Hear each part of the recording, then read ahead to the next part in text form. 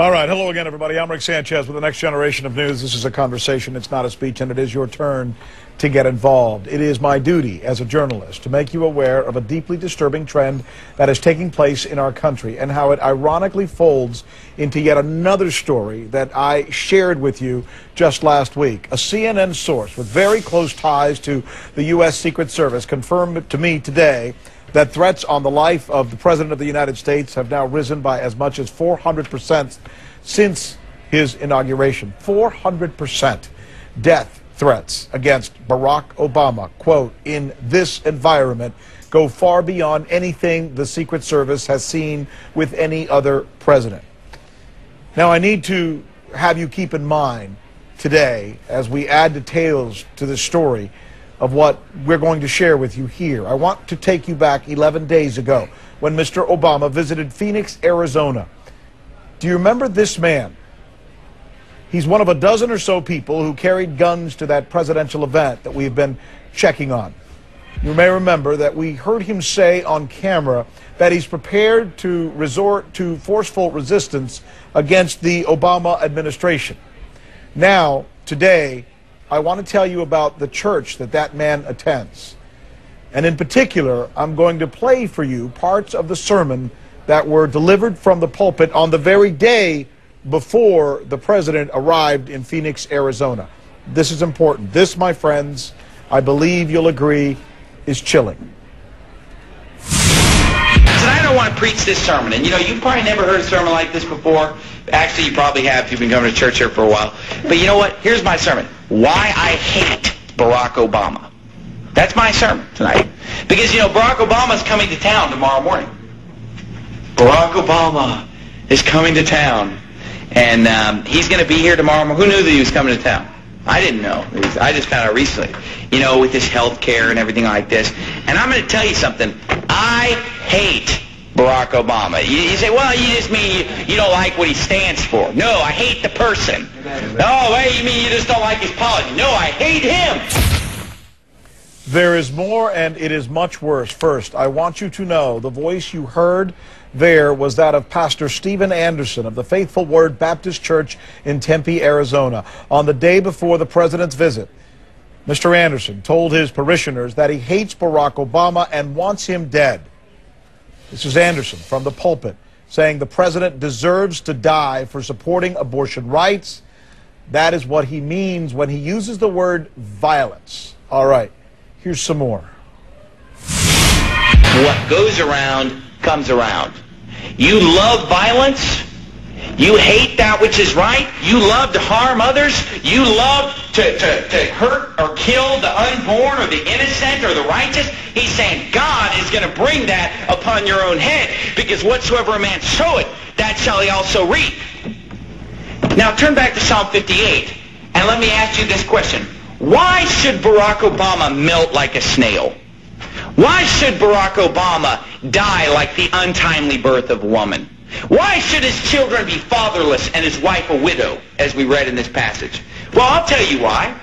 Because since Barack Obama thinks it's okay to use a salty solution, right, to abort the unborn, because that's how abortions are done, my friend, using salt. And I'd like to see Barack Obama melt like a snail tonight. Joining me now from New York, a man who used to work for the U.S. Secret Service. He is Scott Allswang. He personally guarded Presidents Ronald Reagan and George Herbert Walker Bush.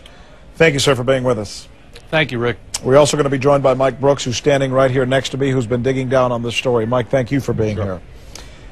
This looks serious. I mean, this almost looks like it's coming to the point where we're even beyond maybe where this nation was on November 22nd of 1963 when JFK was assassinated, when there was also an environment of hate in this country. When you hear that, what are your thoughts?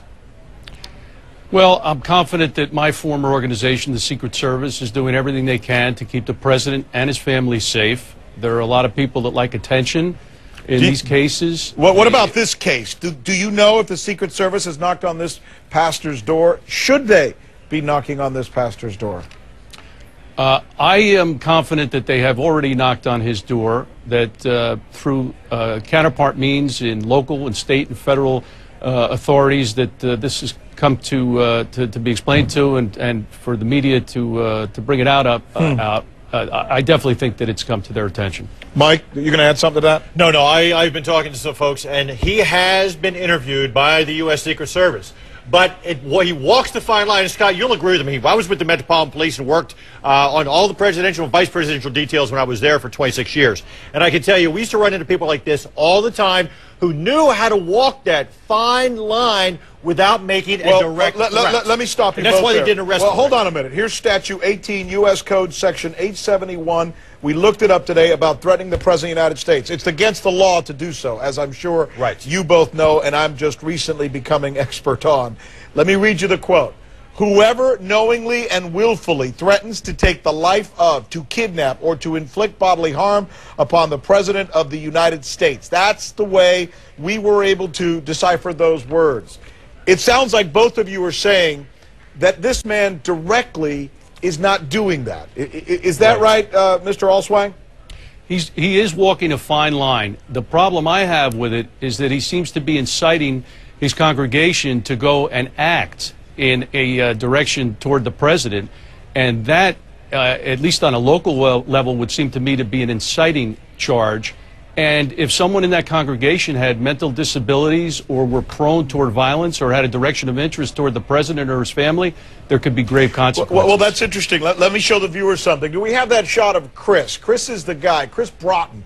It's taken us a long time to dig down and find out who this guy is. Chris Broughton is that gentleman who had an AR-14, right, Mike? AR-15 type weapon. AR-15, sorry. There he is right there. He's outside where the president was speaking. We have found out that Chris was actually in attendance when that sermon was given on the eve of the president's arrival. Now, let's listen to just a little bit more of that sermon as we consider that chilling thought.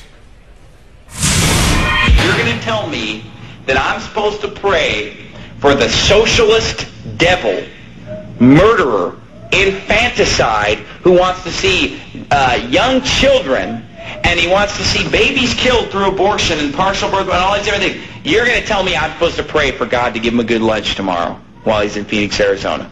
Nope. I'm not going to pray for his good. I'm going to pray that he dies and goes to hell.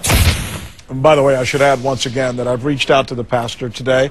He's agreed that he will join us. He will talk to me on this show, most likely either over the weekend or Monday. Was not able to do so today because we want to reach out to him.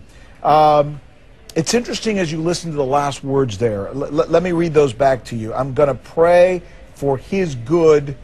I'm not going to pray for his good. I'm going to pray that he dies and goes to hell. Again, most of us, law-abiding Americans, listen to those words and we start to get worried for our president, whether he's a Democrat or a Republican or what he is.